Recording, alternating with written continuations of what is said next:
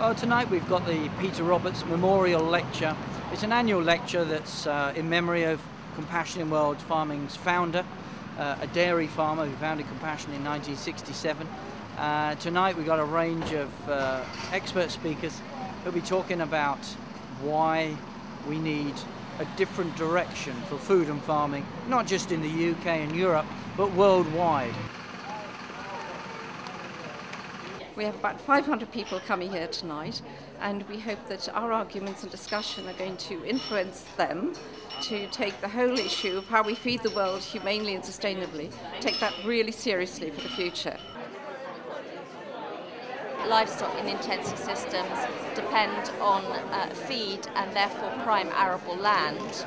And in a world where the population is anticipated to grow to 9 billion people and land is increasingly scarce, there is going to be a competition between arable land to produce foods for human consumption and that for food for animal feed.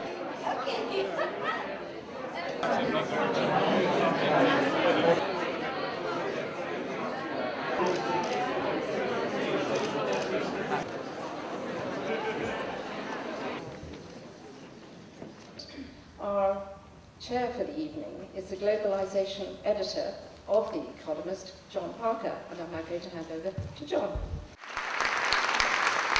There's a sense that both the way in which we feed people kind of can't cope, and a sense in which there are tremendous trade-offs involved. Those are the issues that we're going to look at today. Also have pollution from agriculture. In fact, this is much more severe because industrial water pollution, this is what we call point source pollution. It's easily traceable, and you can address policy there and you can stop it.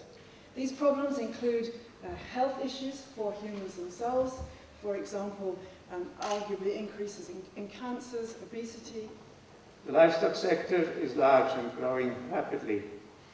It is the most dynamically growing sector within agriculture. In the rich world, the West, we are consuming too much meat. We need to reduce our meat consumption if we are to have any chance at all of balancing the equation in the face of the surge in demand for meat and dairy products in the rapidly developing countries.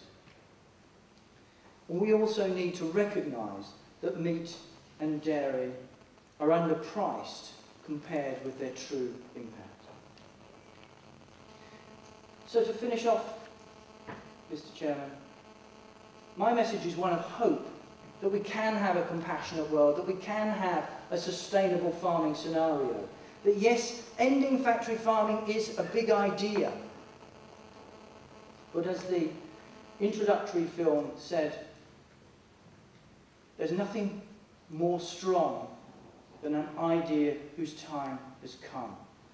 I think the bare statistics show that the time is now to end factory farming and bring about the world which I think we're all looking for. A world where farm animals are genuinely treated with compassion and respect, where farms and farming protects our wildlife, the climate and our countryside, and where all people, wherever they are in the world, have access to decent, affordable, healthy, compassionately reared food. Mr. Chairman, I believe that together we can turn this big idea into a humane and sustainable farming reality. Thank you very much.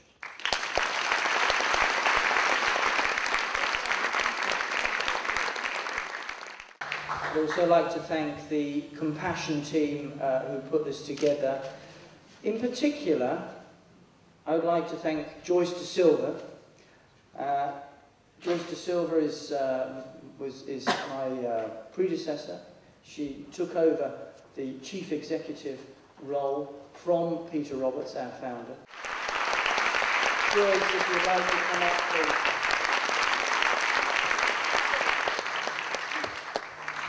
Well, needless to say, if I'd known Philip was going to do that, I'd have gone to the ladies.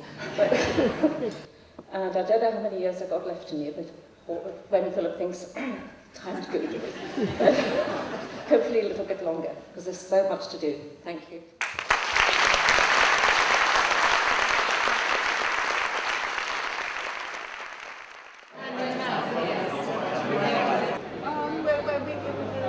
Well, I'm really pleased with the way the evening ran.